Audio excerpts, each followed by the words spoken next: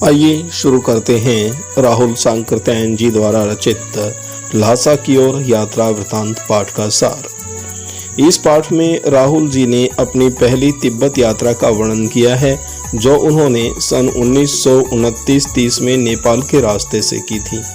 क्योंकि उस समय भारतीयों को तिब्बत यात्रा की अनुमति नहीं थी, इसलिए उन्होंने यह यात्रा एक भिखमंगे के छद्म वेश में की थी। लेखक की यात्रा बहुत वर्ष पहले, जब फरी कलिम्पोंग का रास्ता नहीं बना था, तो नेपाल से तिब्बत जाने का एक ही रास्ता था। इस रास्ते पर नेपाल के लोग के साथ साथ भारत के लोग भी जाते थे। यह रास्ता व्यापारिक और सैनिक रास्ता भी था, इसलिए इसे लेखक ने मुख्य रास्ता बताया है। तिब्बत में जाति पाति छुआछूत का सवाल नहीं उठता और वहां औरतें पर्दा नहीं डालती हैं।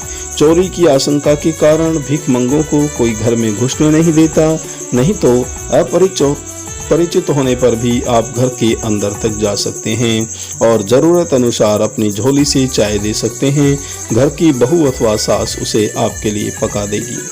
परित्यक्त चीनी किले से जब वह चले तो एक व्यक्ति को 2 चींटी राहदारी देकर थोंगला के पहले के आखिरी गांव में पहुंच गए। यहाँ सुमति, मंगोल भिक्षु जो राहुल का मित्र था, उसकी पहचान तथा भिखारी होने के कारण रहने को अच्छी जगह मिली। 5 साल बाद वे लोग इसी रास्ते से लौटे थे, तब उन्हें रहने की जगह नहीं मिली थी और गरीब की झोंपड़ी में रहना पड़ा था, क्योंकि वे भिखारी नहीं बल्कि भद्र यात्री के वेश में थे। अगले दिन राहुल जी एवं सुमति जी को एक विकट डांडा थोंगला पार करना था। डांडे तिब्बत में सबसे खतरे की जगह थी। 16-17 हजार फीट ऊंची होने के कारण दोनों ओर गांवों का नामो निशान न था। डाकुओं की छिपने की जगह तथा सरकार की नरमी के कारण यहाँ अक्सर खून हो जाते थे।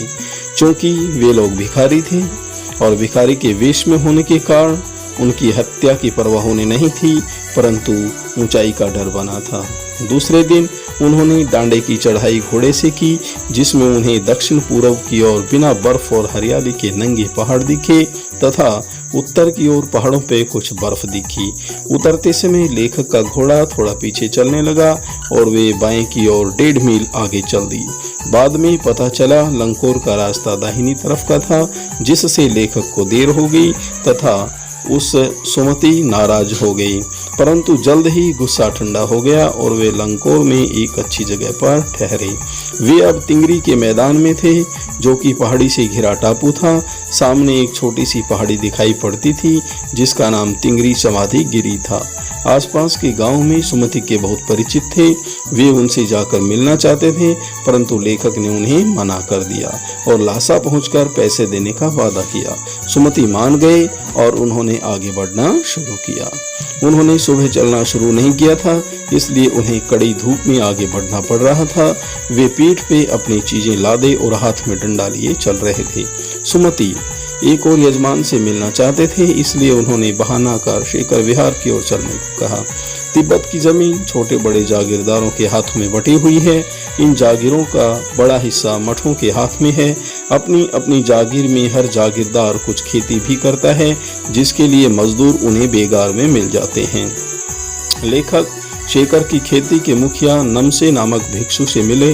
वह एक अच्छा व्यक्ति था, जिसे बुद्ध वचन की हस्तलिखित 103 पोथियां रखी हुई थी।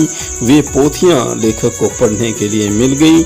इसी दौरान सुमति ने आसपास अपने यजमानों से मिलकर आने के लिए लेखक से पूछा, जिसे लेखक ने मान लिया। दोपहर तक सुमति वापस आ गए। क्योंकि तिंगरी वहां से ज्यादा दूर नहीं था, इसलिए उन्होंने अपना सामान पीठ पर उठाया और नमसे से विदा लेकर चल दिए।